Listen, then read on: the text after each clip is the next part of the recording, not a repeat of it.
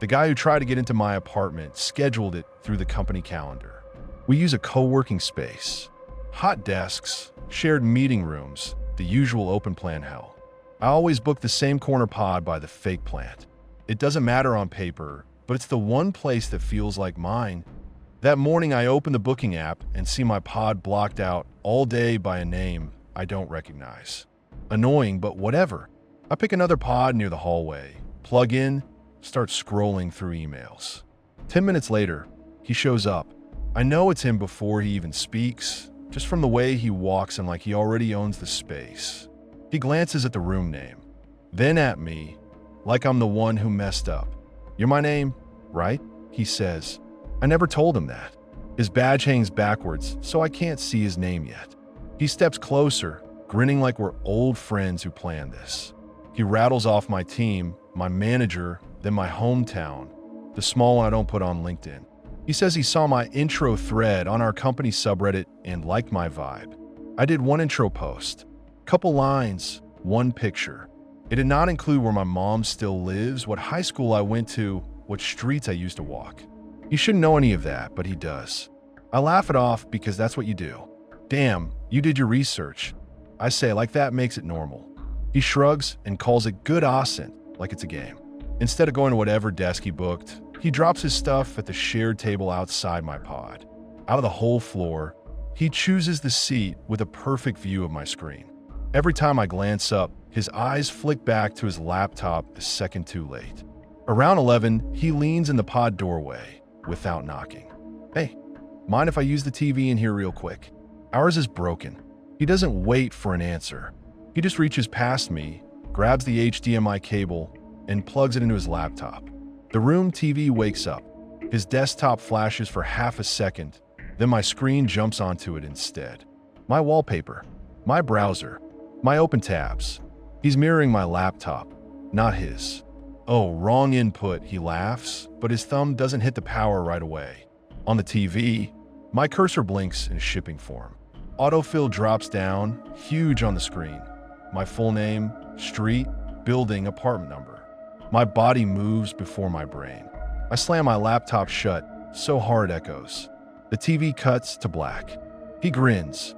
"Careful with that stalkable data," he says, and actually winks. He walks out like nothing just happened. My hands shake on the keyboard when I open my laptop again. I clear my address from autofill. I close every tab. I pretend to work while my brain runs circles. Did he already know my address and set that up? Or did he just grab it now? Which feels worse? I Google him. His profiles look scrubbed. No photos except his badge. Bare bones history. I find an old talk he gave about data security and almost laugh, because of course that's his thing. I DM a coworker. "You know this guy?" She replies, "Met him once, super intense, but harmless, huh?" Harmless. I chew on that word for an hour. By late afternoon, I feel sick. I tell my manager I'm heading out early. On the walk to the train, I keep checking behind me. Every guy in a dark jacket looks like him for half a second. I swipe into my building so fast, I almost miss the reader. Inside my apartment, I lock everything. Door, chain, little wedge at the bottom. Stupid piece of wood, but it makes me feel like I did something. I order takeout. I put on Netflix and let it run in the background while I scroll my phone. I'm just starting to relax when my phone pings. Calendar notification. One-on-one, 8 p.m.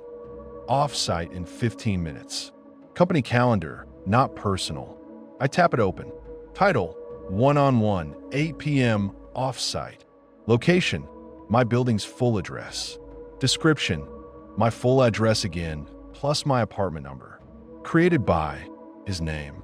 Guests, just me. For a second, I honestly think my brain glitched. Then the buzzer goes off. Same rhythm he used knocking on the pod door. 3 short pause, 2 more. My body recognizes it before my mind catches up. My heart just spikes straight into my throat. I don't move. I stare at the door like it might push inward on its own. The buzzer hits again, longer this time, insistent. I grab my phone and dial 911. My voice shakes so hard I have to repeat my address twice. I tell the operator my coworker scheduled a meeting at my apartment and is now trying to get in. It sounds crazy out loud, but I can hear how scared I am, and that scares me more. They say officers are on the way. Tell me not to open the door, not to engage. While I'm still on with them, I call my boss on speaker. He hears the buzzer in the background and stops, sounding casual immediately. I dump everything on him. The mirroring, the calendar invite, the fact that the event time lines up with this exact minute while someone buzzes my door like they own it. He goes quiet, then says he'll contact building security on their end, HR, whoever. He tries the "maybe it's a misunderstanding" line, and I almost lose it. The buzzer keeps hammering, then suddenly stops. The silence feels louder. I stand there in the hallway with my phone and just listen. No footsteps, no voice, nothing. When the cops arrive, he's already gone. They talk to the concierge downstairs. Later, the concierge shows me the security footage on his phone because he's pissed too. There he is in the lobby. Same clothes from earlier. Grocery bag in one hand, bottle in the other. Smiling like this is a fucking date. He tells the concierge we work together, and he's surprising me. When the concierge says he needs my permission, the guy gets twitchy, glances up at the camera, keeps checking the door like he expects it to open. When the concierge mentions calling building security, he bails, just turns and leaves like it's no big deal. The next morning, HR calls. They already got my boss's messages and the screenshots I sent at 2 a.m. of the event, the logs, the footage timestamps. They ask their careful little questions. Did I ever socialize with him outside work? Did I give him my address? Did we have any prior relationship? I answer no, and fuck no. I tell them he pulled my info from internal stuff and whatever he dug up online, that he watched my screen, that he scheduled a fake meeting in my home like it was a conference room. I say the words stalking and unsafe, and if you don't handle this, I will file a police report with your company's name all over it. 2 days later, my manager pings me. Can we talk? I pick up. He says HR spoke with him. Says the guy didn't realize how it would come across. Says he thought it was a romantic gesture, like this is some fucking sitcom. Then he drops the line, HR accepted his resignation. That's it. No firing, no big warning email, just a neat little line in a system somewhere. Voluntary departure. So officially, nothing happened. He never touched me. He never broke in. He just used the tools we all use every day, Slack, the booking app, the calendar, our internal subreddit, and pushed them straight through the walls of my life. He never touched me. He just booked my life like a fucking conference room. Let's not meet.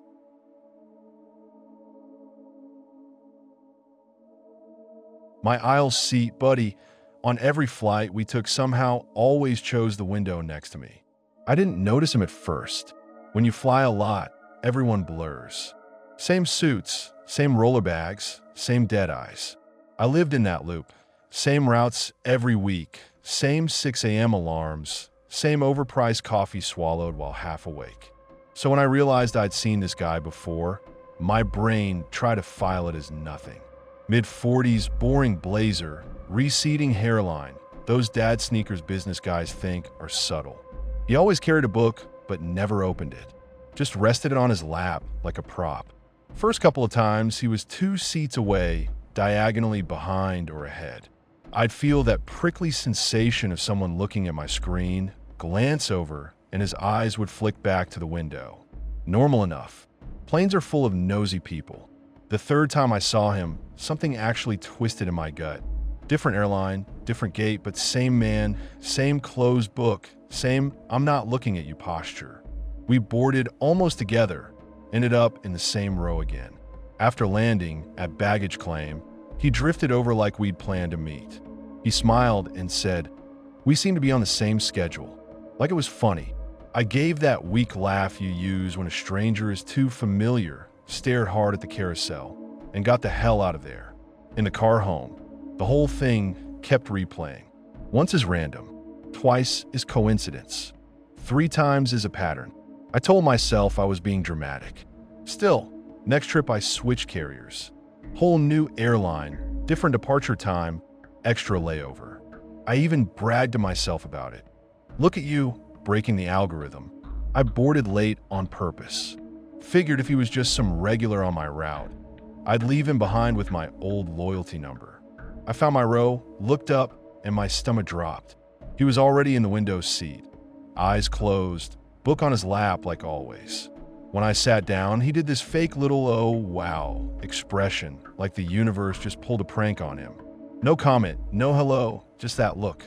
I pressed myself into the aisle armrest and didn't order a drink, didn't watch a movie, just tracked every movement he made. I tried to reason through it. Maybe he flies for the same client. Maybe we really do share a schedule. Maybe I'm just tired, but the odds felt wrong. So the next round, I decided to test it. I changed my booking at the last second at the gate. Random middle seat, random row, far from my usual. No pre-selection, no pattern. Just stab at the app and hit confirm. I boarded in the middle of the group and slid into my seat. A guy in a hoodie sat at the window, scrolling his phone. Normal. Aisle seat, still empty. I started to actually breathe again. People went by. Overhead bin slammed. Someone laughed too loud. For a minute I thought, okay, you're crazy. It really was just coincidence. Then someone stopped beside the row. I didn't even have to look up.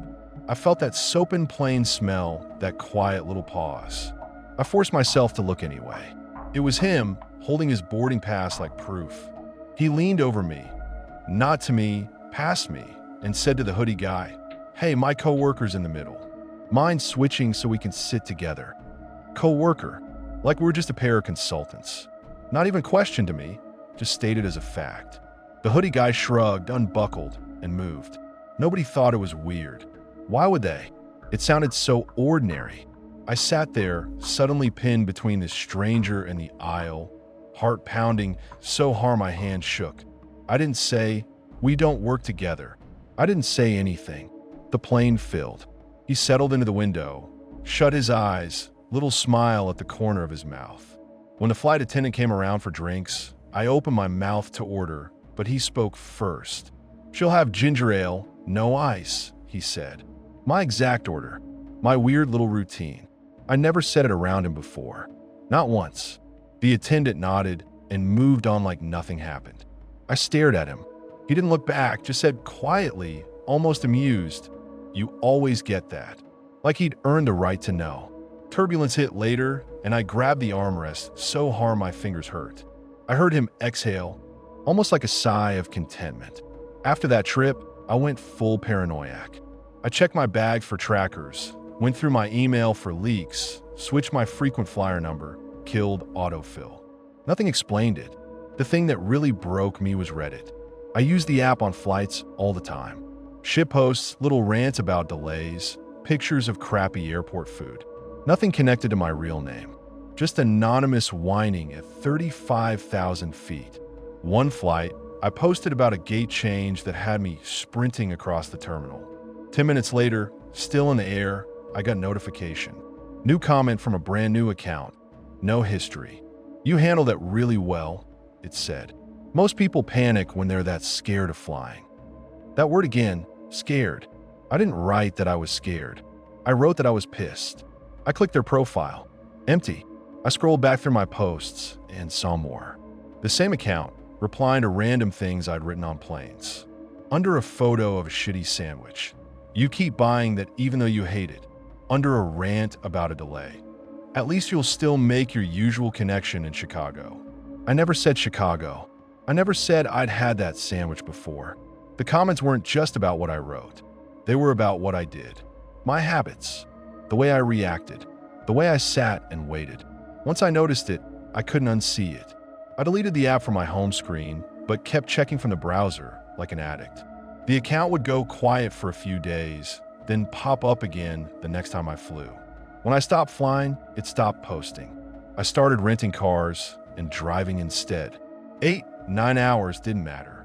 I'd leave at 4 in the morning, crawl down interstates guzzling gas station coffee. Anything to avoid that walk down the jet bridge while wondering if he was already in my row. I fought with my boss. She pushed back. "This is insane," she said in one call. "Do you have any idea what you're costing the company?" I blame migraines. Ear issues. "Air pressure makes me sick," I said. I didn't say, "There's a man who lives in the empty spaces of my schedule, and I don't know how he got in." She finally gave up arguing because I still hit my numbers. I told myself if I stayed off planes long enough, he'd get bored. Find a new project. Last week, she forwarded me an email with the subject line, internal referral, praise. No signature at the bottom, no company header, just plain text. The message talked about me like I was an exhibit someone had studied. She's great under travel stress, it said. Very polite with staff, even when scared. She manages turbulence with visible anxiety, but never complains. You're lucky to have her. My boss added, see? People notice the little things, smiley face, and told me to keep it up. I read the email over and over. The phrasing snagged in my head. Visible anxiety, even when scared. That was never in any performance metric. No one from work has ever sat next to me on a plane. No coworker has watched me dig my nails into the armrest or breathe through my teeth when the wheels leave the ground. But someone has. Someone has watched me, flight after flight, gate after gate, hotel after hotel, and build a neat little report about it like that's normal. No one should be able to build a performance review out of the way I grip an armrest.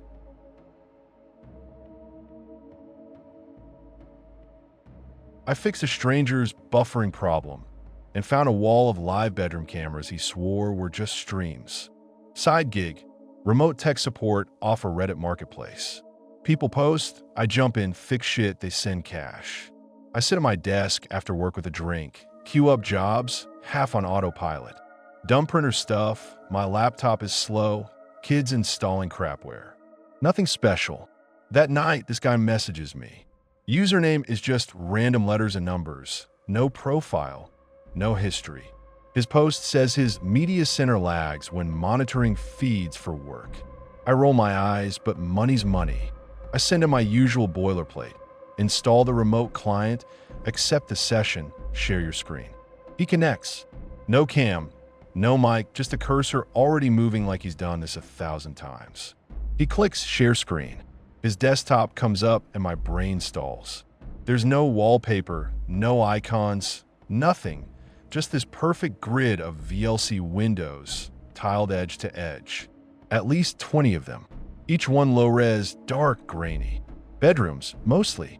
A few living rooms. Every window has a label in the corner. City plus first name. Berlin, Mata. Dallas, Ian. Paris, guest. Stuff like that. In one, some guy sleeps face down on his bed. In another, a kid's room, empty, night light glowing. In one near the top, a girl lies on her side with her phone, scrolling, face lit up blue. Little green, down in the corner of the image, like a status light. She never looks at it. My brain files it under IP cams from OpenStreams. I've seen that garbage before. People scrape stupidly exposed cameras and watch strangers like it's TV. I feel gross, but I keep my face neutral, fingers on the keyboard. Fix it, get out, report him later, that's the plan. I start checking his taskbar, CPU load, network usage. He's got a ton of traffic. No surprise. I'm about to ask him to pause some feeds when one label in the bottom right corner catches my eye. It's my city, then my street, written exactly like it appears on my mail. I lean forward.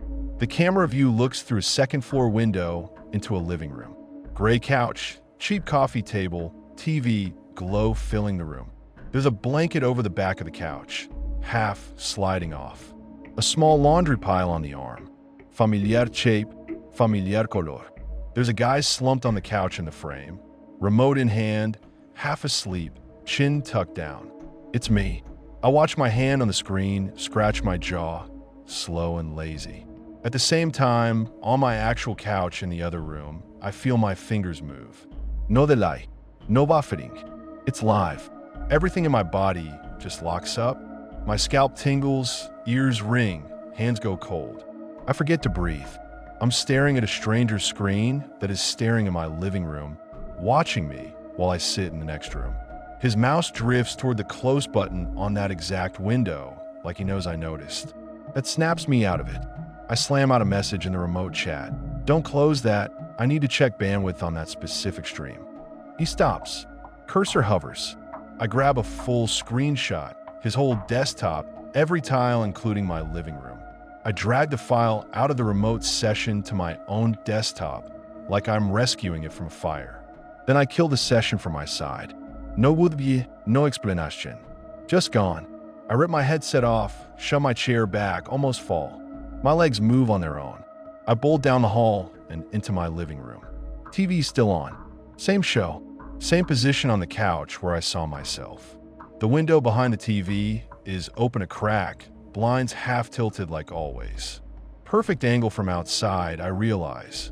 Anyone with a sight line and the right equipment could see straight in. I step in front of the TV, then to the side, trying to match what I saw on the screen. The angle isn't quite from the window. It's lower, closer. My eyes go to the TV frame. I yank the cords out, drag the whole thing off the stand, and drop it face down on the floor. I don't care if it breaks. My hand shakes so bad I almost drop it on my foot.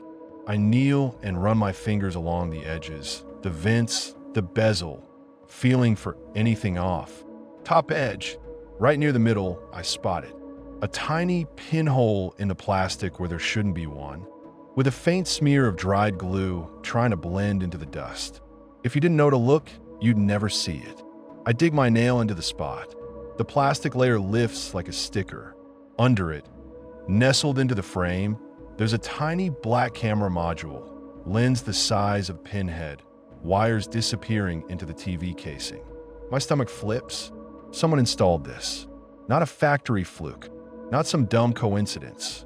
Someone took my TV, opened it, wired in a camera, sealed it shut, put it back, and left it aimed at my couch.